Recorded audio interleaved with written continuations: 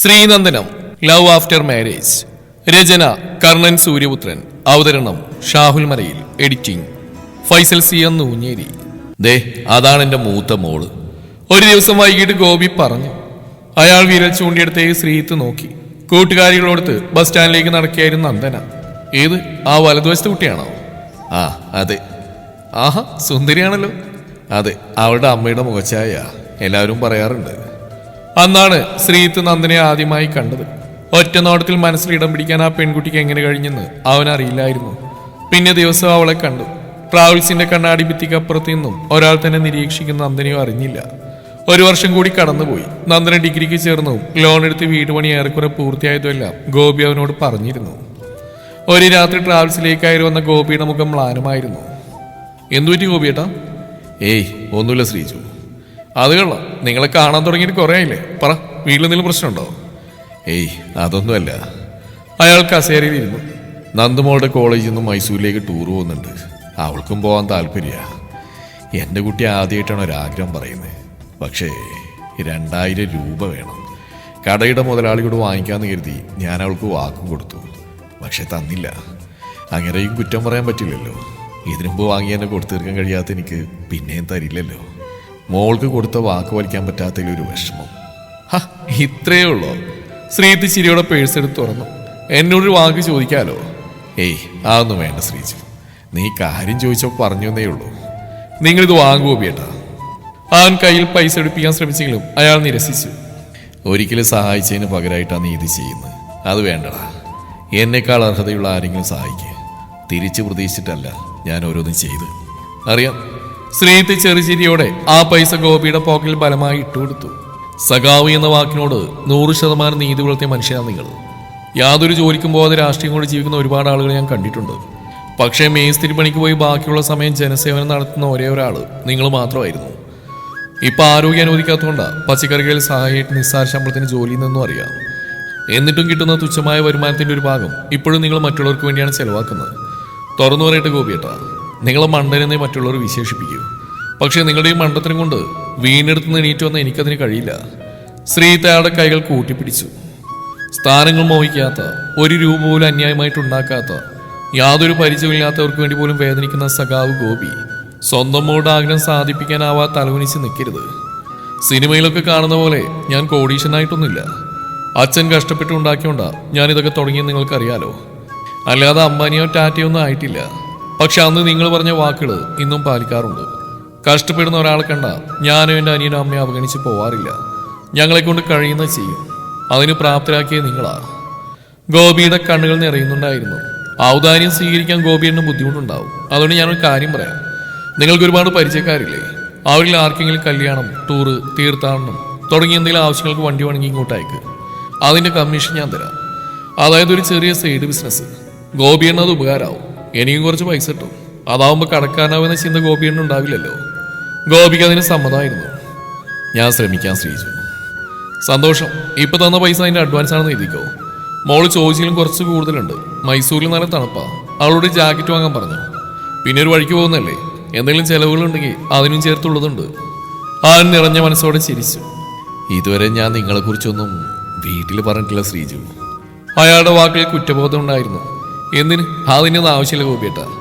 ഈ കാശ് ഞാൻ ദാനം തരുന്നതല്ല, നിങ്ങൾ ചെയ്യാൻ പോകുന്ന ജോലിയുടെയാ. എന്നെ കുറിച്ച് ആൾക്കാർ ആരോടും പറയണ്ട. അയാൾ ശ്രീത്തിന്റെ തലയിൽ കൈവച്ചു. നിന്റെ ഭാര്യയാവുന്ന പെൺകുട്ടി ശരിക്കും ഭാഗ്യവതിയാ മോനെ. ആഹാ, എന്നാ നന്ദനെ എനിക്ക് ഇടിച്ചെന്നേക്ക്. അവൻ പകുതി കളിയായും പകുതി കാര്യമായും പറഞ്ഞു. അതിനെന്താ, എനിക്ക് സന്തോഷമേ ഉള്ളൂ. അമ്മയെ അനിയനെ ഇത്രയും സ്നേഹിക്കുന്ന നീ അവളുടെ കണ്ണു നിറയെ അനുവദിക്കില്ലെന്ന് എനിക്കറിയാം. അയ്യോ, ഞാൻ വെറുതെ പറഞ്ഞ അതിനുള്ള യോഗ്യത എനിക്കില്ല. അവളൊരു കൊച്ചു പെണ്ണല്ലേ, കാണാനും സുന്ദരി. എനിക്ക് അവളേക്കാൾ ഒരുപാട് പ്രായക്കൂടുതലുണ്ട്. ഗോപി അവനെ തന്നെ സൂക്ഷിച്ച് നോക്കി. എന്താ ഗോപിയേട്ടാ, നിനക്ക് അവളെ ഇഷ്ടമാണല്ലേ? അത് പറയടാ, പെണ്ണിന്റെ അച്ഛനല്ലേ ചോദിക്കുന്നത്. അവളെ ആർക്കാ ഇഷ്ടപ്പെടാത്തത്? ഒരിക്കൽ പോലും നേരിട്ട് സംസാരിക്കാതെയോ? ഞാൻ ഈ ക്ലാസ്സിലൂടെ ദിവസവും കാണാറുണ്ട്. 5-10 മിനിറ്റ് നന്ദന ബസ് കയറി പോകുന്നവരെ. ഗോപിയാണ് ചീത്ത വിളിക്കില്ലെങ്കിൽ വേറൊരു കാര്യം പറയാം. അവള് പോകുന്ന അല്ല ഈ ബസ്സിന്റെ മുതലാളി നിസാർക്കയോട് പറഞ്ഞ് മിനിഞ്ഞാന്ന് വൈകുന്നേരത്തെ ട്രിപ്പ് ഞാൻ ഡ്രൈവറായി പോയിരുന്നു. ഭയങ്കര ഗോപി പൊട്ടിച്ചിരിച്ചു. എന്നിട്ട് നന്ദന ഫ്രണ്ട് സീറ്റിലായിരുന്നു കൂട്ടുകാരികളോട് കലവില സംസാരിച്ചുകൊണ്ട്. ഞാനതൊക്കെ ഇടയ്ക്കിടയ്ക്ക് നോക്കി ആസ്വദിച്ചു. നിങ്ങളുടെ നാട്ടിലെ സ്റ്റോപ്പിലിറങ്ങി അവള് മീൻ വാങ്ങുന്നുണ്ടായിരുന്നു. നിന്നെ ഞാൻ സമ്മതിച്ചിരിക്കുന്നു. എന്നാ നീ തന്നെ അവളെ കിട്ടിക്കോ. ഏതൊരച്ഛനും മകളെ നല്ലൊരുത്തിന് കൊടുക്കണമെന്നേ ആഗ്രഹം ഉണ്ടാവും. നിന്നെ എനിക്കറിയാവുന്നതുകൊണ്ട് 100% സമ്മതാനിക്കുക. വേണ്ട, അവള് പഠിക്കട്ടെ, നല്ലൊരു ജോലി നേടട്ടെ, അവൾക്ക് ഇണങ്ങിയ ഒരാളെ കിട്ടും. ശരി, അന്ന് അവൾ അച്ഛന് ഇഷ്ടമുള്ള ആലോചന കൊണ്ടുവന്നാൽ സമ്മതിക്കെന്ന് പറഞ്ഞാലോ? ഗോപിയിടം പൂർണ്ണ മനസ്സോടെ തരികയാണെങ്കിൽ ഞാൻ പൊന്നുപോലെ നോക്കും. ഈ പ്രായം വരെ ഒരു പെണ്ണ് ഇതുപോലെ മനസ്സിൽ കയറിയിട്ടില്ല. എനിക്ക് നന്ദുവിനെ അറിയാം, അവൾ സമ്മതിക്കും.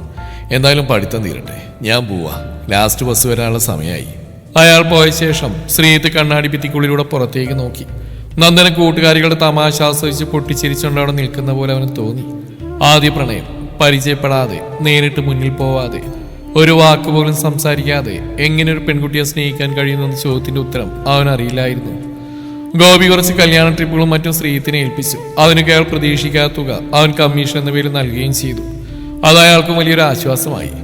ടൗണിലൊരു ട്രാവൽസിൽ ഏജന്റ് ജോലി കൂടി ചെയ്യുന്നുണ്ടെന്ന് മാത്രം അയാൾ ജാനകിയോട് പറഞ്ഞു. പക്ഷേ ശ്രീത്തിനെ പരിചയപ്പെട്ട എങ്ങനെയെന്ന് അയാൾ ആരോടും മിണ്ടിയില്ല.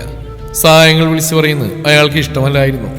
കുറച്ച് മാസങ്ങൾക്ക് ശേഷം തീരെ പ്രസന്നമല്ലാത്ത മുഖത്തോടെ ഗോപി അവനെ കാണാനെത്തി. എന്താ ഗോപിയേട്ടാ, ഇന്നെന്താ പ്രശ്നം? അയാൾ കുറെ നേരമൊന്നും മിണ്ടിയില്ല. പിന്നെ അവനെ നോക്കി. ശ്രീജു, നീ നന്ദനെ മറന്നേക്കടാ. അവൻ ഞെട്ടി. എന്താ, എന്തുപറ്റി? എന്റെ മോള് ഇന്നലെ രാത്രി എന്നോട് പറയുക അവൾക്കൊരാൾ ഇഷ്ടമാണെന്ന്. പയ്യൻ എൻ്റെ നാട്ടിലുള്ളതാ. യാതൊരു ഉത്തരവാദിത്വം ഇല്ലാതെ കുടുംബം പോലും നോക്കാൻ നടക്കുന്ന ഒരുത്തൻ. അവനെ എങ്ങനെ ഇവൾ ഇഷ്ടപ്പെട്ടു എന്ന് എനിക്ക് മനസ്സിലാവുന്നില്ല. അയാളുടെ ശബ്ദത്തിൽ വേദന കലർന്നു. അതേ വേദന ശ്രീയത്തിന്റെ ഹൃദയത്തിലും പടരുന്നുണ്ടായിരുന്നു. എന്താ ചെയ്യേണ്ടതെന്ന് എനിക്കറിയില്ല ശ്രീജു. അവളെ നിനക്ക് തരാന്ന് ഞാൻ വാക്കും പറഞ്ഞു പോയി. ഏയ്, അതൊരു ഗോപിയുടെ വിഷമിക്കണ്ട. ശ്രീയത്ത് ചിരിക്കാൻ ശ്രമിച്ചു. നന്ദനയുടെ ജീവിതം അവളിൽ തീരുമാനിക്കേണ്ടത്. എന്നെ ആ കുട്ടിക്ക് അറിയ പോലുമില്ല. നിങ്ങൾ വെറുതെ ഇങ്ങനെ ശോകാവത മനുഷ്യ. അവളോട് പറ ആദ്യം പഠിച്ച് ജോലി വാങ്ങാൻ. അന്നും ആ പയ്യനെ അവളെ കാത്തിരിക്കുന്നുണ്ടെങ്കിൽ കെട്ടിച്ചു കൊടുക്കുക. അവർ സന്തോഷത്തോടെ ജീവിക്കട്ടെ. അല്ലാതെ എന്റെ കാര്യം ഓർത്ത് നിങ്ങൾ വിഷമിക്കല്ലേ. വാ, ഓരോ ചായ കുടിക്കാൻ. അവൻ ഗോപിയുടെ കൈ പിടിച്ച് അടുത്തുള്ള ഹോട്ടലിലേക്ക് നടന്നു. ഉള്ളിലെ വേദന കണ്ണുകളിലേക്ക് പ്രവേശിച്ചു വരുന്ന തടയാൻ ശ്രമിച്ചുകൊണ്ട്. അതിനുശേഷം ഗോപി കടലിൽ വരുന്ന വല്ലപ്പോഴുമായി. ആ കാരണം കൊണ്ട് തന്നെ ശ്രീത്ത് ഫോൺ ചെയ്ത് അയാളെ വഴക്ക് പറയും. തനിക്ക് യാതൊരു സങ്കടവുമില്ലെന്ന് അഭിനയിക്കാൻ അവൻ ശ്രദ്ധിച്ചു. പക്ഷെ നിശബ്ദമായി താൻ പ്രണയിച്ച പെൺകുട്ടിയെ ഇനി ഒരിക്കലും സ്വന്തമാക്കാൻ കഴിയില്ലെന്ന് തിരിച്ചറിവ് അവൻ ഒരുപാട് ബാധിച്ചിരുന്നു. അത് മറ്റാരും അറിയാതിരിക്കാൻ അവൻ നന്നേ പണിപ്പെട്ടു. ഈ ഗ്യാസ് വല്ലാത്ത പ്രശ്ന. ഒരു കല്യാണ ട്രിപ്പിന്റെ കാര്യം പറയാമെന്ന ഗോപി നെഞ്ചിളവി. സമയത്ത് ആഹാരം കഴിക്കാനിട്ടല്ലേ ഗോപിയേട്ടാ? അതെങ്ങനെയാ ശ്രീജു? ഭക്ഷണത്തിന് മുമ്പിലിരിക്കുന്ന സമയത്താവും ആരും സാധനം വാങ്ങിക്കാൻ വരിക. കസ്റ്റമറെ മടക്കിയേക്കാൻ പറ്റില്ലല്ലോ. പിന്നെ കഴിക്കാൻ നോക്കും, ഒടുക്കം മറന്നുപോകും. വാ, ഹോസ്പിറ്റലിൽ പോയി ഡോക്ടറെ കാണിക്കാം. എന്തിന്? കുറച്ച് ഇഞ്ചിട്ട് വെള്ളം തിളപ്പിച്ച് കുടിച്ചാൽ മാറിക്കോളൂ. അയാൾ ചിരിച്ചു. അല്ല, നിന്റെ ഭാവി പരിപാടി എന്താ? എനിക്കെന്ത് പരിപാടി? അനിയന്റെ കോഴ്സ് കഴിയാറായി. അവന് പുറത്തുപോകണമെന്ന് ആഗ്രഹം. അത് സാധിപ്പിച്ചു കൊടുക്കണം. പിന്നെ 1-2 വണ്ടികൾ കൂടി എടുക്കാനുള്ള പ്ലാൻ ഉണ്ട്. നോക്കട്ടെ. നിനക്ക് സ്വന്തമായിട്ടുള്ള ഭാവി പരിപാടിയാണ് ഞാൻ ചോദിച്ചത്. എൻ്റെ മോള് മാത്രമല്ല ലോകത്തിൽ പെണ്ണ്. ഒരു കല്യാണമൊക്കെ വേണ്ടേ? അതാണോ? പറ്റി ഒരുത്തി കിട്ടിയാൽ ഉറപ്പായും കിട്ടും. നിരാശാകാമുനൊന്നല്ല ഞാൻ. നന്ദനെ ഇഷ്ടമായിരുന്നു, കല്യാണം കഴിക്കാനും കൊതിച്ചു. അല്ലാതെ അസ്ഥിക്ക് പിടിച്ച പ്രേമൊന്നുമല്ലല്ലോ.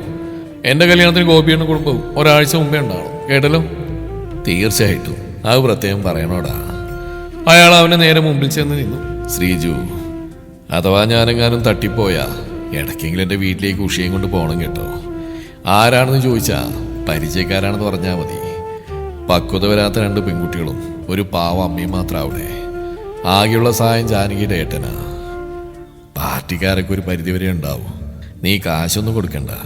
കൂടെ ആൾക്കാരുണ്ടെന്ന് തോന്നലുണ്ടെങ്കിൽ തന്നെ അവർ പിടിച്ച് കയറിക്കോളും. ഗോപിയേട്ടാ, വേണ്ടാത്ത വർത്താനം പറഞ്ഞാലേ വയസ്സേ നോക്കില്ല, പച്ച തെറി വിളിക്കും ഞാൻ. നിങ്ങൾ അത്ര പെട്ടെന്നൊന്നും ചാവില്ല. ഒരുപാട് ആളുകളുടെ പ്രാർത്ഥനയുണ്ട് നിങ്ങൾക്ക്. നിരീശ്വരവാദിക്ക് വേണ്ടി വിശ്വാസികൾ പ്രാർത്ഥിച്ചാലേ അത് ദൈവം ഉറപ്പായിട്ടും കേൾക്കും. ഗോപി അതിന് മറുപടി പറഞ്ഞില്ല. കുറച്ചു നേരം സംസാരിച്ച ശേഷം അവർ പിരിഞ്ഞു. അതായിരുന്നു അവസാന കൂടിക്കാഴ്ച. 2-3 ദിവസം പിന്നെ ഗോപി വന്നില്ല. ഫോൺ വിളിച്ചപ്പോൾ വയ്യാത്തോണ്ട് ഹോസ്പിറ്റലായിരുന്നു. ഇപ്പോൾ വീട്ടിലാണ്, കുഴപ്പമില്ലെന്നായിരുന്നു മറുപടി. ഒരാഴ്ചയ്ക്ക് ശേഷം രാവിലെ ട്രാവൽസ് തുറന്ന് ഫേസ്ബുക്കിലൂടെ കണ്ണോടിക്കുമ്പോഴാണ് ശ്രീത പോസ്റ്റ് കണ്ടത്. സഖാവ് ഗോപിക്ക് ആദരാഞ്ജലികൾ. അവന്റെ ശരീരം വിറച്ചു. അവിശ്വസനീയതയോടെ അവൻ ആ വാർത്ത വായിക്കാൻ തുടങ്ങി. നിസ്വാർത്ഥമായ ജനസേവനം കാഴ്ചവെച്ച നാട്ടുകാർക്ക് പ്രിയങ്കരനായ സഖാവ് ഗോപി, 54 വയസ്സ്, ഇന്ന് രാവിലെ സ്വന്തം വീട്ടിൽ വെച്ച് അന്തരിച്ചു. ഹൃദയ സംബന്ധമായ അസുഖമാണ് മരണകാരണം. ഭാര്യ ജാനകി, മക്കൾ നന്ദന, നയന. സംസ്കാരം വൈകിട്ട് വീടിനടുത്തുള്ള പൊതുശ്മശാനത്തിൽ വെച്ച് നടക്കും. അവന്റെ കണ്ണുകളിൽ ഇരുട്ട് കയറി. വെള്ളമുണ്ടും ഷർട്ടും ധരിച്ച് തോളിൽ തട്ടുന്ന പുഞ്ചിരിക്കുന്ന രൂപം ഗോപിയേട്ടൻ. അദ്ദേഹത്തെയും തനിക്ക് നഷ്ടമായിരിക്കുന്നു. ആ തിരിച്ചറിവിൽ അവൻ ഉറക്കെ കരഞ്ഞു തുടങ്ങി. അച്ഛനെ നഷ്ടപ്പെട്ട് മരണത്തോട് മല്ലടിച്ചെടുക്കുന്ന അമ്മയോർത്ത് അനിയനെയും കെട്ടിപ്പിടിച്ച് കരഞ്ഞ 15-കാരൻ കരഞ്ഞ അതേപോലെ ട്രാവൽസിൽ ജോലി ചെയ്യുന്ന പെൺകുട്ടി കാര്യമറിയാതെ അവനെ പകച്ചു നോക്കി നിൽക്കുന്നുണ്ടായിരുന്നു. ഗോപിയേട്ടനെ അവസാനമായിട്ട് കാണാൻ ഞാനും അമ്മയും നീരജ് നിന്റെ വീട്ടിൽ വന്നിട്ടുണ്ടായിരുന്നു നന്ദു. ശ്രീത്ത് പറഞ്ഞു. അവന്റെ അടുത്തിരുന്ന എല്ലാം കേൾക്കുകയായിരുന്നു നന്ദന. ജനലിലൂടെ അരിച്ചെത്തുന്ന നിലാവെളിച്ചത്തിൽ അവളുടെ കവിളിലെ കണ്ണുനീർ ചാലുകൾ തിളങ്ങുന്നുണ്ടായിരുന്നു. അന്തിമോപചാരം അർപ്പിക്കാനെത്തിയ ആൾക്കൂട്ടത്തിനിടയിൽ വിങ്ങിപ്പൊട്ടുന്ന മനസ്സുമായിട്ട് നിൽക്കുമ്പോൾ അച്ഛന്റെ മൃദയത്തിനരികെ അമ്മയുടെ മടിക്കുന്ന കാര്യം നിന്നെ അനിയത്തിയും ഞാൻ കണ്ടു. നമ്മൾ സ്നേഹിക്കുന്നവർ കരയുമ്പോൾ ഒന്ന് കെട്ടിപ്പിടിച്ച് ആശ്വസിപ്പിക്കാൻ പോലും പറ്റാത്തൊരവസ്ഥയുണ്ടല്ലോ. ഭയാനക. അവരൊന്ന് വിശ്വസിച്ച് അവിടുന്ന് പരിചയപ്പെട്ട നിന്റെ മാമൻ രാഘവനെ. പിന്നീട് ഇടയ്ക്കിടെ അദ്ദേഹത്തെ വിളിച്ച് നിങ്ങളുടെ കാര്യങ്ങൾ അന്വേഷിക്കും. നീ പഠിപ്പ് നിർത്തിയെന്നറിഞ്ഞപ്പോൾ തുടർന്ന് പഠിപ്പിക്കാമെന്ന് ഞാൻ രാഘവനോട് പറഞ്ഞതാ. പക്ഷെ നിനക്ക് താല്പര്യമില്ലെന്ന് അദ്ദേഹം പറഞ്ഞറിഞ്ഞു. സ്വപ്നങ്ങളെല്ലാം ഉപേക്ഷിച്ച് കടയിലെ സെയിൽസ് ഗേളായിട്ട് നീ ജോലി ചെയ്യുന്ന കണ്ടപ്പോൾ നെഞ്ചുപൊട്ടുന്ന വേദന തോന്നിയിട്ടുണ്ട്. തോറ്റ് നീയല്ല, ഗോപിയേട്ടനാ. അദ്ദേഹത്തിന് വേണ്ടി എനിക്കൊന്നും ചെയ്യാൻ പറ്റുന്നില്ലല്ലോ എന്ന നിസ്സഹായത. ഇതിനൊക്കെ പുറമെ ക്യാൻസർ അടുത്ത ഘട്ടത്തിലേക്ക് കടന്ന് നിന്റെ അമ്മയെ കാർന്നു നിന്ന് തുടങ്ങിയെന്ന് കൂടി കേട്ടപ്പോൾ ധൈര്യം സംഭരിച്ച് ഞാൻ രാഘവേട്ടനോട് നിന്നെ കല്യാണം കഴിക്കാൻ ആഗ്രഹിക്കുന്നു എന്ന് പറഞ്ഞു. അദ്ദേഹത്തിന് ഒത്തിരി സന്തോഷമായി. ശ്രീത്ത് അവളുടെ നേരെ തിരിഞ്ഞടന്നു. അമ്മയോട് നിന്നോട് ഇതൊന്നും പറയാത്തത് നിങ്ങളുടെ അച്ഛനോടുള്ള കടപ്പാട് കൊണ്ട് ഞാനെന്തോ ത്യാഗം ചെയ്തെന്ന് ചിന്തിച്ചാലെന്ന പേടിയുണ്ടാ. പക്ഷേ അതല്ല സത്യം നന്ദു. ആദർശം നിന്റെ മനസ്സിൽ ഇടം നേടുന്നതിന് മുമ്പ് തന്നെ നിന്നെ പ്രണയിച്ചവനാ ഞാൻ. അതും ഒരു നോട്ടം കൊണ്ട് പോലും നിന്നെ ബുദ്ധിമുട്ടിക്കാതെ. നിന്റെ റിലേഷൻഷിപ്പ് തകർത്തിട്ട് ഇടയിൽ കയറി വന്ന് എന്നോട് ദേഷ്യം കാണുമെന്ന് അറിയാം. ആദർശം നിന്നെ സ്നേഹിക്കുന്നുണ്ടാവും. പക്ഷെ അവന്റെ വീട്ടിൽ നീ ഒരിക്കലും സന്തോഷത്തോടെ ജീവിക്കില്ലെന്ന് അറിയുന്നുണ്ടാ നിന്റെ അച്ഛനും മാമനും അമ്മയും എല്ലാം എതിർത്തത്. അല്ലാതെ സ്നേഹിച്ചവരെ പിരിക്കുന്ന ദുഷ്ടന്മാരായിട്ടല്ല. ഇനി നിനക്ക് വേണമെങ്കിൽ എന്നെ വിട്ടുപോവാം. എന്നാലും നിന്റെ അമ്മയ്ക്കും അനിയത്തിക്കും എന്നെ കൊണ്ട് കഴിയുന്നൊക്കെ ചെയ്യും. അടുത്ത നിമിഷം നന്ദന അവനെ കെട്ടിപ്പിടിച്ച് ആ മാറിൽ മുഖം ചേർത്ത് ഏങ്ങി കരഞ്ഞു തുടങ്ങി. ശ്രീത്ത് അവളുടെ പുറത്ത് പതിയെ തട്ടി. ശരിക്കും ഭാഗ്യം ചെയ്തോളാം നന്ദു നീ. കാശും പണമൊന്നും സമ്പാദിക്കാൻ നിന്റെ അച്ഛന് കഴിഞ്ഞില്ല.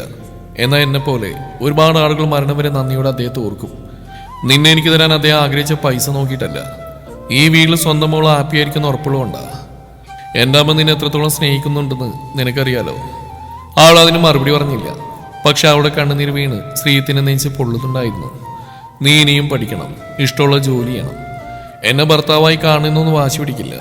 കുറച്ച് പ്രായ കൂടുതലുള്ള ഒരു ഫ്രണ്ട്, അത് മതി. പക്ഷെ ഇവിടുന്ന് പോവരുത്. എനിക്ക് എന്നും ഈ മുഖം ഇങ്ങനെ കാണാനാ. അവളുടെ കരച്ചിലിന്റെ ശക്തി കൂടി. കുറച്ചു നേരത്തിന് ശേഷം തന്നെ ചുറ്റിപ്പിടിച്ച കൈകൾ മാറ്റി ശ്രീത്ത് അവളുടെ നെറ്റിയിൽ മൃദുവായി ഉമ്മവച്ചു. പിന്നെ അവളുടെ കഴുത്ത് വരെ പതിപ്പിച്ചു. ഉറങ്ങിക്കോ. നന്ദന ചുമരിന് അഭിമുഖമായി തിരിഞ്ഞിടന്നു. അവളുടെ മനസ്സിൽ നിറയെ അച്ഛന്റെ മുഖമായിരുന്നു, പിന്നെ ശ്രീത്തിന്റെയും. നീരജ് എത്തിയ ശേഷം ആ വീട് ശരിക്കും ഉണർന്നു. ഒരു നിമിഷം പോലും അടങ്ങിയിരിക്കാത്ത വാതോരാ സംസാരിക്കുന്ന ഒരുത്തൻ. ആരും നന്ദനയും തമ്മിലുള്ള കൂട്ടുകെട്ട് തെല്ലമ്പരപ്പോടെയാണ് ഉഷയും ശ്രീത്തും നോക്കിക്കണ്ടത്. രണ്ട് കൊച്ചുകുട്ടികളെ പോലെ പരസ്പരം കളിയാക്കുന്ന, വഴക്കിടുന്ന, ഇണങ്ങുന്ന രണ്ടുപേർ. ഇടയ്ക്കൊരു ദിവസം നീരജ് കാറുമെടുത്തു പോയി നയനയെയും ജാനകിയെയും കൂട്ടിക്കൊണ്ടുവന്നപ്പോഴാണ് അവർ ശരിക്കും ഞെട്ടിയത്. അധികം ആരോടും സംസാരിക്കാത്ത നയനെ അവനെങ്ങനെ മാറ്റിയെടുത്തെന്ന് നന്ദനയ്ക്ക് മനസ്സിലായില്ല. നന്ദനയെ മിക്കവാറും ക്ലാസ്സിൽ കൊണ്ടുവിടുന്നു തിരിച്ചു കൂട്ടിക്കൊണ്ടുവരുന്ന നീരജായിരിക്കും. ആള് ഡ്രൈവിംഗ് പഠിപ്പിക്കുന്ന ജോലി അവനെ ഏറ്റെടുത്തു. ശ്രീത്തിനോട് പഴയതിനേക്കാൾ അടുപ്പം അവൾക്ക് തോന്നി തുടങ്ങി. ഉറക്കത്തിൽ പലപ്പോഴും അവനെ കെട്ടിപ്പിടിക്കും. ആ ചുണ്ടുകൾ തന്നെ നെറ്റിയിലാമരുന്നറിഞ്ഞിട്ടും അറിയാത്ത പോലെ അവൾ കിടക്കും. അത്രമാത്രം. ഒരിക്കൽ പോലും ഏകപക്ഷീയമായ ഒരു കീഴ്പ്പെടുത്തൽ അവനിൽ നിന്നുണ്ടായിട്ടില്ല. പ്രണയത്തേക്കാൾ ഉപരി വാത്സല്യമാണ് അവനിൽ പ്രകടമായിരുന്നത്. ഒരു ദിവസം ക്ലാസ് കഴിഞ്ഞ് തിരിച്ചു വരുമ്പോൾ റോഡരികിലുള്ള ഐസ്ക്രീം പാർലറിന് മുമ്പിൽ നീരജ് കാറ് നിർത്തി. ഇവിടെ എന്താടാ? വാ പറയാം. അവൻ പുറത്തിറങ്ങി. നന്ദനയും അകത്ത് ഫാമിലി റൂമിലേക്ക് കയറിയ നന്ദന ഞെട്ടിപ്പോയി. ആദർശ്, നിങ്ങൾ സംസാരിക്കുക, ഞാൻ വെളിയിലുണ്ട്. നീരജ് ചെറുപുഞ്ചിരിയോടെ പറഞ്ഞിട്ട് ഇറങ്ങിപ്പോയി. നന്ദന ആദർശിനെതിരെയിരുന്നു. സപ്ലൈ 2 ജ്യൂസ് അവർക്ക് മുമ്പിൽ കൊണ്ടുവച്ചു. സുഖാണോ നന്ദു? അവന്റെ ശബ്ദത്തിൽ നല്ല മാറ്റമുണ്ടായിരുന്നു. പെട്ടെന്ന് ദേഷ്യപ്പെടുന്ന, വായിൽ തോന്നൊക്കെ വിളിച്ചു പറയുന്ന ആ പഴയ ആദർശിനെ അവൾക്ക് കാണാൻ കഴിഞ്ഞില്ല. അവൾ തലയാട്ടി. നിനക്കോ? സുഖം. ചേച്ചിക്കൊരു ആലോചന വന്നിട്ടുണ്ട്. KSRTCയിൽ കണ്ടക്ടറാണ്. മിക്കവാറും ഉടനെ നടത്തും. അവൻ കുറച്ച് ജ്യൂസ് കുടിച്ചു. എന്നോട് ക്ഷമിക്കണം നന്ദു. അന്ന് നിന്നെ നഷ്ടപ്പെട്ടപ്പോൾ വളരെ മോശമായ ഭാഷയിലാണ് സംസാരിച്ച്. നിന്റെ ജീവിതം നശിപ്പിക്കണമെന്ന് വരെ ചിന്തിച്ചു. ഓരോ വിവരക്കേട്. ആദർശിച്ച് ചിരിച്ചു. പക്ഷേ ഇന്നെനിക്കെല്ലാം അറിയാം. എത്തേണ്ട സ്ഥലത്ത് തന്നെയാണ് നീ എത്തിപ്പെട്ടിരിക്കുന്നത്. നമ്മൾ സ്നേഹിക്കുന്നവരെ സ്വന്തമാക്കുമ്പോഴല്ല, അവർ അർഹതയുള്ള ഇടങ്ങളിൽ സന്തോഷമായിട്ട് ജീവിക്കുന്നത് കാണുന്നു സ്നേഹമാണെന്ന് ഞാൻ മനസ്സിലാക്കുന്നു. അവൻ കൈകൾ മേശമേൽ വെച്ചിരുന്നു. എൻ്റെ വീട്ടിൽ നീ ഒരിക്കലും ഹാപ്പി ആയിരിക്കില്ല. എൻ്റെ അമ്മയുടെ സ്വഭാവം അറിയാലോ. അന്നാന്നും ചിന്തിക്കാനുള്ള പക്വത എനിക്ക് ഉണ്ടായിരുന്നില്ലെന്നാ സത്യം. നീ പോയ ശേഷം കുറെ നാൾ വെള്ളടിച്ച് നടന്നു. ശ്രീത്തേട്ട് എന്നെ കാണാൻ വരുന്നവരെ. എന്താ? ആൾ വാ വിളിച്ചു. അതെ, എന്നെ കാണാമെന്ന് കുറെ സംസാരിച്ചു. നിന്റെ നിവൃത്തിയോടുകൊണ്ടാണ് കല്യാണത്തിന് സമ്മതിച്ചെന്നും ഒരിക്കലും നിന്നെ ശപിക്കരുതെന്നൊക്കെ പറഞ്ഞു. നിന്നെ ഓർത്ത് ജീവിതം പാഴാക്കരുത്, കുടുംബത്തിന് വേണ്ടി സ്വയം മാറണമെന്നൊക്കെ ഉപദേശിച്ചു. അതിന് ഫലവും ഉണ്ടായി. ഇപ്പൊ പെങ്ങന്മാരെ നല്ല രീതിയിൽ കെട്ടിച്ചു വിടണം, സ്വന്തം വീട് വേണം എന്നൊക്കെയാ എൻ്റെ മനസ്സിൽ. ആൻ ജ്യൂസ് കുടിച്ചു തീർത്തു. ചേച്ചിയുടെ കല്യാണം കഴിഞ്ഞുകൊണ്ടേ ഞാൻ മിക്കവാറും ഗൾഫിൽ പോകും. ശ്രീധയുടെ ഒരു ജോലി സെറ്റായി തരാമെന്ന് ഉറപ്പ് വന്നിട്ടുണ്ട്. നിന്നോട് സംസാരിക്കണമെന്ന് പറഞ്ഞപ്പോൾ യാതൊരു മടിയും കൂടെ അതിന് അവസരമൊരുക്കിയതും ശ്രീധേട്ടനാ. ആദർശം എഴുന്നേറ്റു. നിന്നോട് എനിക്ക് യാതൊരു ദേഷ്യവും ഇല്ലെന്നു തോന്നുന്നു. എന്നെ ഉപേക്ഷിച്ചു പോയ പെണ്ണെന്ന കുറ്റബോധം നിനക്ക് ഒരിക്കലും ഉണ്ടാവരുത്. ശ്രീധേട്ടൻ നല്ലവനാ. നിന്നെ എത്രത്തോളം ഇഷ്ടപ്പെടുന്നുണ്ടെന്ന് ആ വാക്കിൽ നിന്ന് മനസ്സിലാക്കിയതാ. ഞാൻ പോട്ടെ, ചേച്ചിയുടെ കല്യാണത്തിന് വിളിക്കും, എല്ലാവരും വരണം. ഒന്ന് പുഞ്ചിരിച്ചിട്ട് അവൻ പുറത്തേക്ക് ഇറങ്ങി. നന്ദന ശില പോലെ ഇരിക്കുകയായിരുന്നു. എന്താണ് നടക്കുന്നതെന്ന് അവൾക്ക് മനസ്സിലായില്ല. ഇതൊക്കെ സ്വപ്നമാണോ? കുറച്ചു കഴിഞ്ഞ് നീരച്ച് തല അകത്തേക്ക് ഇട്ടു. കിനാവ് കൊണ്ട് കഴിഞ്ഞെങ്കിൽ ആ ജ്യൂസ് കുടിച്ചിട്ട് പോണ്ടേ? ആൾ പെട്ടെന്ന് ജ്യൂസ് അടിച്ച് പുറത്തേക്ക് ഇറങ്ങി. വീട്ടിലെത്തുന്നവർ അവളൊന്നും സംസാരിച്ചില്ല. അതിന്റെ കാരണം അറിയാവുന്നതുകൊണ്ട് തന്നെ ഉഷയോ നീരജോ ഒന്നും ചോദിച്ചുമില്ല. രാത്രി വൈകിയാണ് ശ്രീത്ത് എത്തിയത്. അത്താഴം കഴിച്ച് അടുക്കളയിലെ ജോലിയെ കഴിഞ്ഞ് അവൾ മുറിയിൽ ചെന്നപ്പോൾ അവൻ കിടന്ന് ഫോണിൽ നോക്കിയായിരുന്നു. അവൾ മേല് കഴുകി വസ്ത്രം മാറി അവന്റെ ദേഹത്തട്ടാതെ കട്ടിൽ കയറി കിടന്നു. എന്താടി നിന്റെ മോന്തകുരി കനം? ആൾ അവനെ നോക്കി കണ്ണുരുട്ടി. പിന്നെ കിടന്ന പുതപ്പെടുത്ത് തലവഴി മൂടി അവനത് വലിച്ചു മാറ്റി. കാര്യം പറവണേ? ഒന്നും അറിയാത്ത പോലെയാണ് നിങ്ങളുടെ അഭിനയം ഉണ്ടല്ലോ. സമ്മതിച്ചു. നന്ദന എഴുന്നേറ്റിരുന്നു. ഭാര്യയുടെ പഴയ കാമുകനെ കണ്ട് സംസാരിക്കുന്നു. അവന് ജോലി വാങ്ങിക്കൊടുക്കുന്നു. അവനും ഭാര്യയ്ക്കും കാണാൻ അവസരം എടുക്കുന്നു. കഷ്ടം. എന്നാ പിന്നെ അവനെ കൊണ്ട് എന്നെ കെട്ടിക്ക്. നീങ്ങ് വന്നേടി. ശ്രീത്ത് കൈ നീട്ടി ആളാ കൈ തട്ടി മാറ്റി. എന്നെ തൊടണ്ട. അതെന്താ, അലിഞ്ഞു പോവോ? ആൾ നന്ദനയെ നെഞ്ചിലേക്ക് വലിച്ചിട്ടു. ആൾ കുതിരിമാറിയെങ്കിലും ഫലമുണ്ടായില്ല. ഒടുവിൽ തോൽവി സമ്മതിച്ച് അവൾ ആ നെഞ്ചിൽ കിടന്ന് കിതച്ചു. ശ്രീത്ത് അവിടെ അഴിഞ്ഞു വീണ മുടികൾ ഒതുക്കി കവിളിൽ ചുംബിച്ചു. അതിനുശേഷം അവളെ മലത്തി കിടത്തി ആ മാറിൽ മുഖം വെച്ച് കിടന്നു. ആദർശിന് ഉപേക്ഷിച്ചുള്ള കുറ്റബോധം ഉള്ളിൽ അവശേഷിക്കുമ്പോൾ നിനക്കെന്നെ സ്നേഹിക്കാൻ കഴിയില്ല നന്ദു. അതുപോലെ നിന്നെ വേറൊരാൾ വെറുക്കുന്ന എനിക്ക് സഹിക്കില്ല. അതുകൊണ്ടാ അവനെ കാണാൻ പോയത്. ഒരു പാവം പയ്യൻ. ക്ഷമയോടെ എന്നെ കേൾക്കാൻ അവൻ തയ്യാറായി. അതുവരെ നിങ്ങളുടെ പ്രണയകഥയിലെ വില്ലനായിരുന്നു എനിക്കിപ്പോ. അവന്റെ മനസ്സിലൊരു ഏട്ടന്റെ സ്ഥാനം. അവൻ സന്തോഷത്തോടെ ജീവിക്കുന്നതെന്ന് അറിഞ്ഞാൽ മാത്രമേ നിന്നെ എനിക്ക് പൂർണ്ണമായും കിട്ടൂ. നന്ദന അവന്റെ മുടിയിലൂടെ വിരലോടിച്ചു. ആഗ്രഹിച്ച ജീവിതം കിട്ടാത്തതിൽ എനിക്ക് സങ്കടമൊക്കെ ഉണ്ടായിരുന്നു ശ്രീയേട്ടാ. പക്ഷേ താലിയിട്ട നിമിഷം മുതൽ നിങ്ങളാ എൻ്റെ ഭർത്താവ്. നിങ്ങൾക്കൊരു നല്ല ഭാര്യയാവാൻ കഴിയാത്തതിൽ ഒരുപാട് വിഷമിച്ചിട്ടുണ്ട്. പക്ഷേ എല്ലാം അറിഞ്ഞപ്പോൾ ശരിക്കും ഞാൻ നിങ്ങളെ അറിയിക്കുന്നുണ്ടോ എന്നായി ചിന്ത. അവൾ ശ്രീയത്തിന്റെ മുഖം പിടിച്ചുയർത്തി. എന്നിട്ടെന്നാ ആദർശിന്റെ അടുത്തേക്ക് എൻ്റെ കൂടെ വരാഞ്ഞ്? ഞാനൊരു പുരുഷനല്ലേടി. അവൻ കണ്ണിറുക്കി. ഭാര്യ പഴയ കാമുകനോട് സംസാരിക്കുമ്പോൾ എത്രയൊക്കെ പുരോഗമനം പറഞ്ഞാലും ഇത്തിരി കുശുമ്പ് തോന്നും. എന്റെ പുരുഷു അവനെ ഗൾഫിലേക്ക് കയറ്റിവിടുന്ന ഈ കുശുമ്പ് കണ്ടാണല്ലേ? അവൾ ശ്രീയത്തിന്റെ മൂക്ക് പിടിച്ച് വലിച്ചു. ആ കുടുംബം രക്ഷപ്പെടുന്നത് മാത്രമല്ല ഉദ്ദേശം എനിക്ക് നന്നായിട്ട് അറിയാം. കുശുമ്പ പേടിക്കണ്ട, ഞാൻ അവരുടെ ഒളിച്ചൂടെയൊന്നുമില്ല. അതെനിക്കും അറിയാം. ശ്രീത്ത് അവളുടെ കണ്ണുകളിൽ ഉമ്മ വെച്ചു. പിന്നെ മൂക്കിന് മുമ്പിൽ, ചെവിയിൽ, കവിളിൽ. അവളുടെ ആദരങ്ങൾക്ക് തൊട്ടടുത്തെത്തിയതോടെ അവൻ പിന്മാറാൻ ശ്രമിച്ചു. നന്ദന അവന്റെ ഇരു കവിളിലും കൈവച്ച് കണ്ണിലേക്ക് നോക്കി. ശ്രീയേട്ടൻ ആഗ്രഹിക്കുന്നില്ലേ എന്നെ എല്ലാ അർത്ഥത്തിലും സ്വന്തമാക്കാൻ? ഉണ്ട്, പക്ഷേ അത് നിന്റെ പൂർണ്ണ സമ്മതത്തോടെ ആയിരിക്കണം. അവളാനെ തന്നോട് അടുപ്പിച്ചു. സ്വന്തം മുതലല്ലേട കള്ള ചെറുക്ക. അതുകൊണ്ടല്ല നന്ദു, നീ ആഗ്രഹിക്കാതെ ഞാൻ കരുത്താണ് ചെയ്യിക്കാൻ. ഇത് ഗുസ്തി മത്സരമൊന്നുമല്ലല്ലോ. എന്നാലേ ഞാൻ സമ്മതിച്ചിരിക്കുന്നു. അപ്പൊ നിന്റെ പഠിപ്പോ? എക്സാം കഴിഞ്ഞ് ജോലിക്ക് വേണ്ടേ? അതൊക്കെ അതിന്റെ വഴിക്ക് നടക്കും. നിനക്ക് വേണ്ടി ഞാൻ എടുക്കുന്ന എഫേർട്ട് കണ്ടിട്ടാണോ അതോ ശരിക്കും ആഗ്രഹിക്കുന്നുണ്ടോ? ഇതാ 90 കിഡ്സിന്റെ കുഴപ്പം. ആൾ മുഖം വീർപ്പിച്ച് തിരിഞ്ഞു കിടന്നു. നല്ല റൊമാൻസ് വന്നോ ആ ഫ്ലോ അങ്ങ് പോയി. കിടന്നുറങ്ങ മനുഷ്യ. ശ്രീത്ത് അവിടെ വയറിലൂടെ കൈയിട്ട് കെട്ടിപ്പിടിച്ചു. വേണമെങ്കിലടി, ഞാൻ ചുമ്മാ പറഞ്ഞല്ലേ. ഞാൻ പക്ഷെ കാര്യമായിട്ടാ, എന്നെ തൊടണ്ട. ആഹാ, അതങ്ങ് പള്ളിയിൽ പോയി പറഞ്ഞാൽ മതി. ശ്രീത്ത് അവളെ പിൻകഴുത്തിൽ ചുംബിച്ചു. അതിനുശേഷം തിരിച്ചു കിടത്തി. ഞാൻ എൻ്റെ പെണ്ണിനെ സ്വന്തമായിക്കോട്ടെ എല്ലാ അർത്ഥത്തിലും. ആളവനെ തന്നിലേക്ക് അടുപ്പിച്ചു. അവന് ആദരങ്ങൾ നുണഞ്ഞു തുടങ്ങി. ശ്രീത്തിന്റെ പുറത്ത് അവളുടെ നഖങ്ങളെ മറന്നു. തല മുതൽ കാൽവിരലുകൾ വരെ ചുണ്ടുകൾ ഇഴഞ്ഞു നടക്കുകയാണ്. നൈറ്റ് ഡ്രസ്സിന്റെ ബട്ടൺസ് അകലുന്നു. അത് തലവഴി ഊരിമാറ്റപ്പെടുന്നു അറിഞ്ഞപ്പോൾ നന്ദന നാണത്തോടെ കണ്ണുകൾ ഇറുക്കി അടച്ചു. മാറിടങ്ങളിലും വയറിലുമെല്ലാം ചുംബന മഴ പെയ്തു തുടങ്ങി. പ്രണയവും കാമവും ഒരുമിച്ച് പെയ്യുകയായിരുന്നു. അവൻ ആഗ്രഹിച്ച പോലെ പൂർണ്ണ സമ്മതത്തോടെയുള്ള സ്വന്തമാക്കൽ. സന്തോഷമായ ശ്രീയേട്ടന്? ഒടുവിൽ അവന്റെ നെഞ്ചിൽ തളർന്നു കിടക്കവേ നന്ദന ചോദിച്ചു. അവൻ അവളുടെ നെറുകയിൽ ചുണ്ടുകളമർത്തി. നീ വലതുകാലം ഈ വീട്ടിൽ കയറിയ ദിവസം തന്നെ സന്തോഷമായതാ. പന്തിരാശി മുതലാക്കണമെന്ന് പറഞ്ഞ ഓർമ്മയുണ്ടോ? ആൾ ശ്രീയത്തിനെ മീശ പിടിച്ച് വലിച്ചു. അതന്നത്തെ ദേഷ്യത്തിൽ പറഞ്ഞല്ലേ എന്ന് വെച്ച് എപ്പോഴെങ്കിലും നിന്നെ അനാവശ്യം ഞാൻ തൊട്ടിട്ടുണ്ടോ? ഇല്ല, അതാണല്ലോ എനിക്ക് നിങ്ങളെ എത്ര ഇഷ്ടം. എത്ര?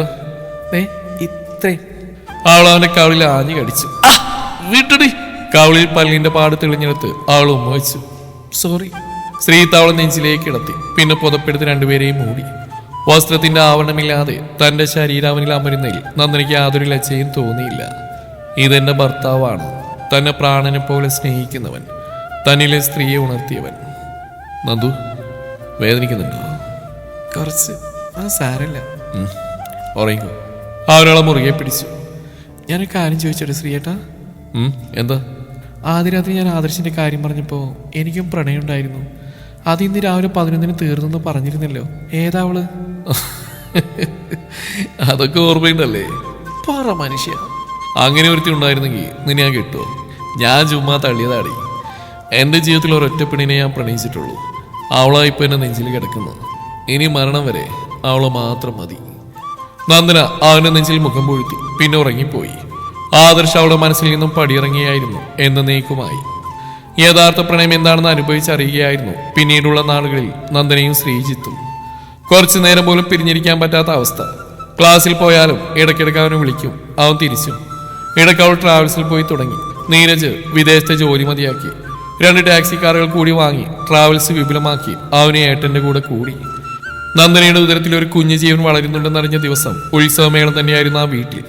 നീരജ് അവന്റെയും ശ്രീയത്തിന്റെയും കൂട്ടുകാർക്ക് ഗംഭീര പാർട്ടി തന്നെ നൽകി. ഉഷ അവളെ ഉമ്മകൾ കൊണ്ട് പൊതിഞ്ഞു. സന്തോഷം കൊണ്ട് അവർ പൊട്ടിക്കരയുന്നുണ്ടായിരുന്നു. അവർ തന്നെയാണ് ജാനകിയെയും നയനയെയും വിളിച്ചറിയിച്ചത്. ശ്രീയത്തിന് മൊത്തം ചെറിയൊരു വാട്ടമുണ്ടെന്ന് നന്ദന തിരിച്ചറിഞ്ഞു. എന്തുപറ്റി ശ്രീയേട്ടാ? അന്ന് രാത്രി ബെഡ്റൂമിലെത്തിയപ്പോൾ അവൾ ചോദിച്ചു. ശ്രീയേട്ടൻ എന്താ ഒരു സങ്കടം? ശ്രീയേട്ടൻ ഇത് ആഗ്രഹിച്ചിട്ടില്ലേ? അതല്ലടി, നിന്റെ കോഴ്സ്, ജോലി, അത് കോർത്തിട്ടാ. ഞാൻ അന്നേ പറഞ്ഞല്ലേ അത് അതിന്റെ വഴിയിൽ നടക്കുമെന്ന്. എന്നാലും നന്ദു, നീ ഒരു കൊച്ചു പെണ്ണല്ലേടി. ഇവിടെ കിടന്ന് അഭ്യാസം കാണിക്കുമ്പോൾ ഓർക്കണായിരുന്നു. ആളും എന്നെ കൈ പിടിച്ച് തന്നെ വയറിൽ വെച്ചു. നമ്മുടെ സ്നേഹ ഈ വയറ്റിൽ വളരുന്നു. എന്റെ പഠിത്തവും ജോലിയൊന്നും മുടങ്ങാതെ ഞാൻ നോക്കിക്കോളാം, പോരെ? അത് മതി. അവൻ ആ വയറ്റിൽ ഉമ്മ വെച്ചു. ഇനി നീരജിന്റെ കൂടെ ഓടിച്ചാടി നടക്കുന്നൊക്കെ നിർത്തണം. കുഞ്ഞിന് പ്രശ്നമാവും. പ്രസവിച്ചു കഴിഞ്ഞാൽ ഓടി നടക്കാമല്ലോ. ഞങ്ങൾ ന്യൂജൻ പിള്ളേരാ. നിങ്ങൾ കിളവന്മാർക്ക് പറഞ്ഞാൽ മനസ്സിലാവില്ല. എനിക്കൊരു സംശയമുണ്ട്. എന്നും ചോദിക്കണമെന്ന് വെച്ചാലും മറക്കും. എന്താ? സഖാവ് ഗോപിയുടെ മോള് ഹോസ്പിറ്റൽ ഫീഡ് സ്വപ്നം കണ്ടത് ഓക്കെ. സേവനാണ് ലക്ഷ്യം, പണമല്ല. അതിന് ശരിക്കും നീ നഴ്സാണെന്നല്ല ആഗ്രഹിക്കേണ്ടത്. ഈ ഓപ്പറേഷൻ തിയേറ്റർ അസിസ്റ്റന്റ് കോഴ്സ് എന്താ തിരഞ്ഞെടുത്ത്? ശ്രീയേട്ടൻ്റെ 10ാം ക്ലാസ്സിലെയും +2-ന്റെയും സർട്ടിഫിക്കറ്റ് കണ്ടിട്ടില്ല അല്ലേ? ഇല്ല. അതാണ്, കണ്ടിരുന്നെങ്കിൽ ഈ ചോദ്യം ചോദിക്കില്ല. എൻ്റെ പൊന്ന് ഭർത്താവേ, നേഴ്സാവാൻ കുറേ പഠിക്കണം. എനിക്ക് അത്രയ്ക്കുള്ള ബുദ്ധിയൊന്നുമില്ല. ഈ കോഴ്സിന് പഠിക്കാൻ ഞാൻ പെടാപ്പാട് വിടുക. ഞാനൊക്കെ ജോലി എങ്ങനെ ചെയ്യുന്നത് ദൈവത്തിന് മാത്രമേ അറിയൂ. ആ ഹോസ്പിറ്റലിന്റെ കഷ്ടകാലം. ശ്രീത അവളെ കെട്ടിപ്പിടിച്ചു. ഗർഭാവസ്ഥയുടെ ഓരോ മാസങ്ങൾ കടന്നു പോകുമ്പോഴും ഉഷാവുടെ കാര്യത്തിൽ അതീവ ശ്രദ്ധാലുവായിരുന്നു. അമ്മയുടെ സ്നേഹവും കരുതലുമായി അവൾക്ക് ഇഷ്ടപ്പെടുന്നൊക്കെ വാങ്ങിക്കൊടുക്കുന്ന അനിയനായി നീരജ്, താങ്ങും തണലുമായി ഭർത്താവ്. ശരിക്കും സ്വർഗതുല്യമായ ജീവിതം. ഒരു ഞായറാഴ്ച രാവിലെ നന്ദനയോട് സംസാരിച്ചുകൊണ്ട് ഉമ്മറത്തിരിക്കുകയായിരുന്നു ശ്രീജിത്ത്. ഫോൺ റിങ് ചെയ്തപ്പോൾ അവൻ എടുത്തു നോക്കി. ആദർശ്. ഹലോ, പറയണ. ഏട്ടൻ വീട്ടിലാണോ? അതെ ഏട്ടാ, നന്ദനയുടെ അമ്മ മരിച്ചു. എന്താ? ശ്രീജിത്ത് ചാടി എണീറ്റു. അതെ, കുറച്ചു മുമ്പാ. നയനയുടെ കരച്ചിലായിട്ട് ക്രിക്കറ്റ് കളിക്കായിരുന്നു. ഞാനും കൂട്ടുകാരെ ഓടിച്ചെന്നാ. കുറെ വിളിച്ചു നോക്കി, അരക്കില്ലാത്തതുകൊണ്ട് ഡോക്ടർ റഷീദിനെ കൊണ്ടുവന്നു. ഡോക്ടറുടെ അടുത്ത് കൺഫേം ചെയ്തോടനെയാ ഞാൻ ഏട്ടനെ വിളിച്ചത്. ശ്രീജിത്ത് വേദനയോടെ നന്ദനയെ നോക്കി. അവൾ എന്താ കാര്യമെന്ന് ആംഗ്യഭാഷയിൽ ചോദിക്കുന്നുണ്ട്. രാത്രിയിലാവും മരിച്ചെന്നാ ഡോക്ടർ പറഞ്ഞു. എന്താ ചെയ്യേണ്ട ഏട്ടാ? അധികം വച്ചുകൊണ്ടിരിക്കണോ? ഞങ്ങളിപ്പോൾ ആദർശേ. അവൻ കോൾ കട്ട് ചെയ്തു. എന്താ ശ്രീയേട്ടാ? നന്ദു, നീ പെട്ടെന്ന് റെഡിയാവും. നമുക്കൊന്ന് വീട്ടിൽ പോകണം. എന്തു പറ്റി? ആൾ വേവലാതിയോടെ ചോദിച്ചു. അത് അമ്മയ്ക്ക് നല്ല സുഖമില്ല. അവൻ പറയുന്ന കള്ളമാണ് തിരിച്ചറിഞ്ഞോടെ നന്ദനയുടെ കണ്ണുകൾ നിറഞ്ഞു. ശ്രീജിത്ത് അവളെ ചേർത്ത് പിടിച്ചു. നമ്മളിത് പ്രതീക്ഷയല്ലേ നന്ദു? എത്ര നാളെ അമ്മ ഇങ്ങനെ വേദന നിന്ന് അറിയിക്കുന്നു. ഒരു കണക്കിന് ഇതൊരു മോചനമാണ്. പിന്നെയെല്ലാം പെട്ടെന്നായിരുന്നു. ഉഷയും നീരജും അവരുടെ കൂടെ കാറിൽ കയറി. ജാനകിയുടെ മരണ വാർത്ത ആരിലും ഞെട്ടിലുണ്ടാക്കിയില്ല. നാട്ടുകാരും കുടുംബക്കാരൊക്കെ അത് ഏത് സമയവും പ്രതീക്ഷിച്ചതാണ്. ഡോക്ടർമാർ വരെ കൈയൊഴിഞ്ഞിട്ടും അവർ ഇത്രയും നാൾ അതിജീവിച്ച് സ്നേഹിക്കുന്ന കുറച്ച് മനുഷ്യർ നൽകിയ സന്തോഷത്തിന്റെയും ആത്മവിശ്വാസത്തിന്റെയും ബലത്തിലായിരുന്നു. വെള്ള പുതപ്പിച്ച് കിടത്തി അവരുടെ ശരീരത്തിനരികിൽ നയന ഇരിക്കുന്നുണ്ട്. ഉഷ നന്ദനെ അവൾക്കരികിലിരുത്തി. അവരും കൂടെയിരുന്നു. ഇന്നലെ രാത്രി കിടക്കുമ്പോൾ അമ്മ ഭയങ്കര ഹാപ്പി ആയിരുന്നു ചേച്ചി. നയനെ വിതുമ്പി. ഞാൻ ഡിസൈൻ ചെയ്ത ഡ്രസ്സ് ഇട്ട് അമ്മക്ക് കാണിച്ചെടുത്തു. അത് ചേച്ചിക്ക് സമ്മാനമായിട്ട് തരാൻ അമ്മ പറഞ്ഞതാ. 7-ാം മാസം ചേച്ചി ഇങ്ങോട്ട് കൂട്ടിക്കൊണ്ടുവരണമെന്നൊക്കെ പറഞ്ഞിരുന്നു. മരുന്നും കഴിച്ച് കിടന്നത്. നന്ദന അമ്മയെ നോക്കി. ശാന്തമായി ഉറങ്ങുന്ന പോലെ കിടക്കുകയാണ് അമ്മ. ഒരിക്കൽ മാറിയ രോഗം വീണ്ടും മറ്റൊരു അവയവത്തെ ബാധിച്ചു എന്നറിഞ്ഞ നിമിഷം അമ്മ തളർന്നതാണ്. കാരണം ചേർത്ത് പിടിക്കാൻ അച്ഛനുണ്ടായിരുന്നില്ല. മക്കൾക്ക് വേണ്ടി മാത്രം അമ്മ തോൽക്കാതെ പിടിച്ചു നിന്നു. തന്റെ കുഞ്ഞിനെ കാണണമെന്ന ആഗ്രഹം സാധിക്കാതെ അച്ഛൻ്റെ അടുത്തേക്ക് അമ്മ മടങ്ങി. താൻ ശരിക്കും നല്ലൊരു മകളായിരുന്നു. അമ്മയെ പരിചരിച്ചിട്ടുണ്ടെന്നല്ലാതെ സ്നേഹിച്ചു തുടങ്ങിയ കല്യാണത്തിന് ശേഷമല്ലേ. അമ്മയോടൊപ്പം സമയം ചെലവഴിച്ചിരുന്ന് ഭർത്താവ് പറഞ്ഞു മനസ്സിലാക്കിയതിനാലല്ലേ. മാതാപിതാക്കൾ കൊടുക്കാത്ത സ്നേഹവും സമയവും ഓർത്ത് ദുഃഖിക്കുന്നത് അവർ നഷ്ടമായ ശേഷമായിരിക്കുമെന്ന് അവൾ തിരിച്ചറിയുകയായിരുന്നു. അനിയത്തിയെ കെട്ടിപ്പിടിച്ച് അവൾ കരഞ്ഞു തുടങ്ങി. ഉറക്കെ ഉറക്കെ 2 പെൺകുട്ടികളെ ആശ്വസിപ്പിക്കാൻ ശ്രമിക്കവേ ഉഷയും കരയുന്നുണ്ടായിരുന്നു. നീരജും ശ്രീത്തും നന്ദനയുടെ അമ്മാവ് രാഘവനും ചേർന്ന് മറ്റു ചടങ്ങുകൾക്കുള്ള ഏർപ്പാട് തുടങ്ങി. ആദർശും കൂട്ടുകാരും എല്ലാത്തിനും കൂടെ ഉണ്ടായിരുന്നു. ചിതക്ക് കൊള്ളിവെച്ച ശ്രീത്താണ്. ഗർഭിണിയായ നന്ദനെ ശ്മശാനത്തിൽ കൊണ്ടുപോകുന്നത് നല്ലതല്ലെന്ന് ആ നാട്ടിലെ പ്രായമായ ചിലർ അഭിപ്രായപ്പെട്ട് മാനിച്ചായിരുന്നു അത്. ജാനകിയുടെ ശരീരം അഗ്നിനാളങ്ങളെ ഏറ്റുവാങ്ങി. 41-ാം ദിവസത്തെ ചടങ്ങുകൾ കഴിഞ്ഞു. അതുവരെ നന്ദന ആ വീട്ടിൽ തന്നെയായിരുന്നു. ശ്രീത്ത് അവിടെ താമസിച്ചു. അധിക നാൾ അവൾ അവിടെ നിർത്താൻ പറ്റില്ല. അവനും ജോലി സംബന്ധമായ ബുദ്ധിമുട്ടുകളുണ്ട്. നയനയെ ഒറ്റയ്ക്ക് നിർത്താനും പറ്റില്ല. ചുമരിലെ അച്ഛൻ്റെയും അമ്മയുടെയും മാറിയിട്ട ഫോട്ടോസ് നോക്കിയിരിക്കുകയാണ് നന്ദന. നയന തുണികൾ കഴുകുന്നു. ശ്രീത്ത് രാവിലെ ട്രാവൽസിലേക്ക് പോയതാണ്. ബൈക്കിന്റെ ശബ്ദം മുറ്റത്തേക്ക് വന്നപ്പോൾ അത് നീരജായിരിക്കുമെന്ന് നന്ദന ഊഹിച്ചു. തെറ്റിയില്ല. അവനകത്തേക്ക് വന്ന് കയ്യിലെ ഫ്രൂട്ട്സ് നിറച്ച സഞ്ചി അവൾക്ക് നൽകി. അറിയോ ഓക്കെ? അവൾ തലയാട്ടി. നീ ഇന്ന് ട്രാവൽസിൽ പോയില്ലേടാ? പോയി, പക്ഷെ കുറച്ച് തീരുമാനങ്ങൾ എടുക്കാനുണ്ട്. ഏട്ടനോട് പറഞ്ഞപ്പോൾ ഇവിടെ വന്ന് ഏടത്തിയോട് സംസാരിക്കാൻ പറഞ്ഞു. എന്താടാ? അവൾ പുരികം ചൊളിച്ചു. വളച്ചിട്ടി ശീലമില്ല. ഈ വീട്ടിൽ അമ്മയ്ക്ക് ശേഷം ഏടത്തിയാണല്ലോ മൂത്തയാള്. ചോദിക്കുന്നത് തെറ്റാണെങ്കിൽ തല്ലിക്കോ, പക്ഷെ പിണങ്ങരുത്. നീ കാര്യം പറ.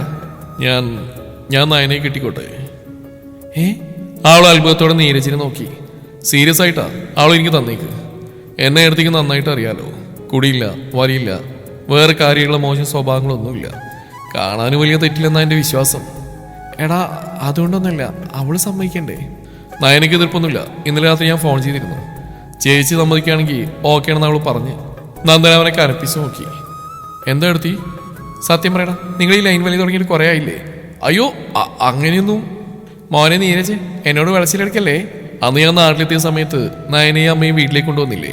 അന്നൊരാഗ്രഹം തോന്നി അവളെ ഇന്ന് അവിടെ നിർത്തണമെന്ന്, എൻ്റെ പെണ്ണായിട്ട്. അമ്മ മരിക്കുന്നതിന് കുറച്ച് ദിവസം മുമ്പ് ഞാൻ പ്രപ്പോസ് ചെയ്തു. ചേച്ചിയും ശ്രീജേട്ടനും സമ്മതിക്കുന്നതായിരുന്നു അവിടെ പേടി. അവൻ കുറച്ചുകൂടി അടുത്തേക്ക് നീങ്ങിയിരുന്നു. എനിക്ക് അവളെ ശരിക്കും ഇഷ്ടമായെടുത്തി. ആ കുറുമ്പും വാശിയും ദേഷ്യമൊക്കെ ഒത്തിരി ഇഷ്ടമാണ്. ഓവ് ഇപ്പം ഇഷ്ടമാവും. കല്യാണം കഴിഞ്ഞാൽ മിക്കവാറും രണ്ടും ഇന്നും അടിയായിരിക്കും. അവളുടെ സ്വഭാവം ചില സമയത്ത് എനിക്ക് പോലും ഇഷ്ടമല്ല. അതൊക്കെ ഞാൻ മാറ്റിയെടുത്തോളാം. ഏടത്തിക്ക് ഓക്കെയാണോ? നിങ്ങളുടെ തലയിലെടുത്ത് അതാണെങ്കിൽ മാറ്റാൻ എനിക്ക് പറ്റില്ലല്ലോ. നീരജ് ആഹ്ലാദത്തോടെ ഫോൺ എടുത്ത് ഉഷയുടെ നമ്പർ കോളിങ്ങിലിട്ട് അവൾക്ക് നൽകി. ഏടത്തി അമ്മയോട് സംസാരിക്കുക. നയനെവിടെ? അവൾ അലക്കുന്നുണ്ട്. ഞാൻ എൻ്റെ ഭാര്യ ഒന്ന് കണ്ടിട്ട് വരട്ടെ. അവൻ അടുക്കളപ്പുറത്തേക്ക് നടന്നു. Hello hello. അപ്പുറത്ത് ഉഷയുടെ ശബ്ദം. അമ്മ, മോള് കഴിച്ചോ? ഓവ് അമ്മയോ? ഇപ്പൊ കഴിച്ച് പാത്രം കഴുകുക. നീരജ് ഒരു കാര്യം പറഞ്ഞു. അറിയാം. മോൾക്ക് എതിർപ്പുണ്ടോ? ഇല്ലമ്മ, സന്തോഷമേ ഉള്ളൂ. അത് മതി. നിന്റെ അച്ഛനുള്ള കടപ്പാട് കൊണ്ടാണ് ഇതൊക്കെയെന്ന് മാത്രം ചിന്തിക്കരുത്. എനിക്ക് അവളെ ഈ വീട്ടിൽ വേണം, നിന്നെ പോലെ തന്നെ എൻ്റെ മോളായിട്ട്. നിങ്ങളെ രണ്ടാളി എനിക്ക് അത്രയ്ക്ക് ഇഷ്ടമാണ്. കണ്ണിൽ നിന്ന് നീരൊഴുകുന്ന നന്ദനെ അറിഞ്ഞു. അത് പക്ഷേ സന്തോഷം കൊണ്ടാണെന്ന് മാത്രം. എങ്കിൽ മോള് വെച്ചോ, ഞാൻ നിന്റെ അമ്മാനെ വിളിച്ച് സംസാരിക്കട്ടെ. കോള് കെട്ടായ ശേഷം അവൾ അച്ഛൻ്റെയും അമ്മയുടെയും ഫോട്ടോയിലേക്ക് നോക്കി. താനിപ്പോൾ അനുഭവിക്കുന്ന സന്തോഷത്തിന് കാരണം അച്ഛൻ പണ്ട് ചെയ്ത നന്മകളാണ്. കുടുംബത്തിന് വേണ്ടി ഒന്നും ഉണ്ടാക്കാത്തവരെന്ന് പലരും അച്ഛനെ കുറ്റപ്പെടുത്തിയിട്ടുണ്ട്. പക്ഷേ മരുമകളെ മകളായി സ്നേഹിക്കുന്ന ഒരമ്മ, കൊച്ചു കുഞ്ഞിനെ പോലെ തന്നെ പരിപാലിക്കുന്ന ഭർത്താവ്, അനിയനായി ഭർത്താവിൻ്റെ അനിയൻ, ഇതൊക്കെ കിട്ടിയത് അച്ഛൻ കാരണമാണ്. ഇതിലും വലിയ സമ്പാദ്യം എന്താണ് വേണ്ടത്? 1 വർഷത്തിന് ശേഷം നന്ദനയുടെ നാട്ടിലെ ശ്രീകൃഷ്ണ ക്ഷേത്രം കുളത്തിന്റെ പടവുകളിൽ നിന്ന് കാൽ കഴുകുമ്പോൾ ശ്രീത്ത് ചിരിക്കുന്നുണ്ടായിരുന്നു. അതിന്റെ കാരണം അവൾക്കും അറിയാം. പണ്ട് കല്യാണ ദിവസം കാല് കഴുകുമ്പോൾ വഴുക്കൽ കൊണ്ട് സൂക്ഷിക്കണമെന്ന് അവൻ പറഞ്ഞതും പുച്ഛത്തോടെ കാല് കഴുകാൻ ശ്രമിച്ചപ്പോൾ വഴിക്ക് വീഴാൻ പോയതും അവൻ ചുറ്റിപ്പിടിച്ച് ഓർമ്മ വന്നിട്ടുണ്ടാവും. കൂടുതൽ കിണിക്കല്ലേ? അവൾ കൊഞ്ഞനം കുത്തി. ശ്രീകോവിൽ മുമ്പിൽ നിന്ന് തൊഴുമ്പോൾ നന്ദന ആത്മാർത്ഥമായി ക്ഷമ ചോദിച്ചു. കല്യാണ ദിവസം തന്റെ സ്വപ്നങ്ങൾ നിഷേധിച്ചതിന് ദൈവത്തോട് പരിഭവിച്ച് ഇനി ഈ നടയിൽ വരില്ലെന്ന് ശബ്ദം ചെയ്താണ്. കൃഷ്ണ, എന്റെ അറിവില്ലായ്മയിട്ട് കണ്ട് ക്ഷമിക്കണേ. എന്നെ സ്നേഹിക്കുന്ന എല്ലാവർക്കും നല്ലത് മാത്രം വരുത്തണേ. അവൾ പ്രാർത്ഥിച്ചു. അപ്പോഴും കൃഷ്ണൻ ചിരി തൂകുകയായിരുന്നു. നീ സ്വപ്നം കണ്ടതിനേക്കാൾ മികച്ചതായിരുന്നു ഞാൻ വിധിച്ചത്. അതന്ന് നീ അറിഞ്ഞില്ല എന്നാണ് ആ ചിരിയുടെ അർത്ഥമെന്ന് നന്ദനയ്ക്ക് തോന്നി. പ്രദക്ഷിണം പൂർത്തിയാക്കി അവർ പുറത്തിറങ്ങിയപ്പോഴേക്കും കാറിൽ ഉഷയും നീരജും നയനയും അവിടെ എത്തി. ഉഷയുടെ കയ്യിൽ നിഹാരമോൾ ഉറങ്ങുന്നുണ്ട്. നന്ദനയുടെയും സ്ത്രീത്തിന്റെയും കുഞ്ഞ്. നിങ്ങൾ തൊഴുതോ? ഉവ്, കുറച്ചേരം നിങ്ങൾ നോക്കി. ഭാര്യയും ഭർത്താവും റൊമാൻസിക്കാൻ കുഞ്ഞിനെ കൂട്ടാതെ ബൈക്കിൽ വന്നല്ലേ? അതുപോലെ കാർ ഓടിക്കാൻ പറ്റില്ലല്ലോ, നീരജ് പറഞ്ഞു. വാ, നമുക്ക് തൊഴുതിട്ട് വരാം. അവർ ക്ഷേത്രത്തിലേക്ക് പ്രവേശിച്ചു. ശ്രീത്ത് നന്ദനയും കൊണ്ട് ക്ഷേത്രമുറ്റത്തെ ആൾത്തറയിലിരുന്നു. നന്ദു, നീ ഹാപ്പിയല്ലേ? ആളവന്റെ ചുമലിലേക്ക് തലയായിച്ചു. ഉത്തരം അതിലുണ്ടായിരുന്നു. തന്റെ അനിയത്തിക്ക് ഇന്നൊരു നല്ലൊരു ജീവിതമുണ്ട്. ഫാഷൻ വേൾഡ് എന്നൊരു ബോട്ടിക്ക് അവൾക്കായി നീരജ് തുടങ്ങി. അവിടുത്തെ കാര്യങ്ങൾ നോക്കി അടുത്ത രണ്ടാളും ചേർന്നാണ്. അതിനടുത്തുള്ള ഹോസ്പിറ്റലിൽ തന്നെ operation theatre. Assistant training Sreeth ഏർപ്പാട് ചെയ്തെങ്കിലും കുഞ്ഞ് കുറച്ച് വലുതാവട്ടെ എന്ന് പറഞ്ഞ് ഒഴിഞ്ഞു മാറുകയായിരുന്നു. തൊഴുത് കഴിഞ്ഞ ഉടനെ നീരജ് അവരെ കൈകാട്ടി വിളിച്ചു. രണ്ടാളും അകത്തേക്ക് നടന്നു. ജാനകി ആഗ്രഹിച്ച പോലെ ഭഗവാന്റെ സന്നിധിയിൽ വെച്ച് നിഹാരമോൾക്ക് ചോറൂണ് നൽകി. ഇനി നിങ്ങൾ കാറിപ്പോ, ഞാനും എന്റെ ഭാര്യയും ബൈക്കിൽ വരാം. ചടങ്ങ് കഴിഞ്ഞപ്പോൾ നീരജ് തീരുമാനം അറിയിച്ചു. നന്ദനയാണ് ഡ്രൈവ് ചെയ്ത്. ശ്രീത്ത് അവളുടെ അരികിലിരുന്നു. ഉഷ കുഞ്ഞിനോട് കൊഞ്ചിക്കൊണ്ട് പുറകിലും. ലൈസൻസ് കിട്ടിയെന്നതിന്റെ അഹങ്കാരം ഡ്രൈവിംഗ് കാണിക്കരുത്. നാട്ടുകാരുടെ തെറികൾക്ക് എനിക്ക് വയ്യ. ലെഫ്റ്റിലോട്ട് ഇൻഡിക്കേറ്റർ ഇട്ട് റൈറ്റിലേക്ക് തിരിക്കുന്ന സ്വഭാവം എടുത്താലേ ഞാൻ തലക്കന്നെ ഇടിക്കും. നീ പോടാ. അവൾ ദേഷ്യപ്പെട്ടു. അപ്പോഴാണ് പുറകിൽ ഉഷയിരിക്കുന്നവൾക്ക് ഓർമ്മ വന്ന്. അവൾ നാവ് കടിച്ചു. ഉഷ പക്ഷേ ചിരി കടിച്ചമർത്തി കുഞ്ഞിനോട് സംസാരിച്ചു. ആദ്യം കാറും അതിനു പുറകിൽ ബൈക്കും റോഡിലേക്ക് കയറി. സഖാവ് ഗോപിയുടെ 2 പെൺമക്കളും യാത്ര തുടരുകയാണ്. അദ്ദേഹം കൊതിച്ച പോലെ അർഹതപ്പെട്ടവരുടെ കൂടെ സ്നേഹം നിറഞ്ഞ ജീവിതയാത്ര. ഈ കഥ ഇവിടെ അവസാനിക്കുന്നു. നിങ്ങളുടെ അഭിപ്രായങ്ങൾ കമന്റുകളായി രേഖപ്പെടുത്തുക. Thank you.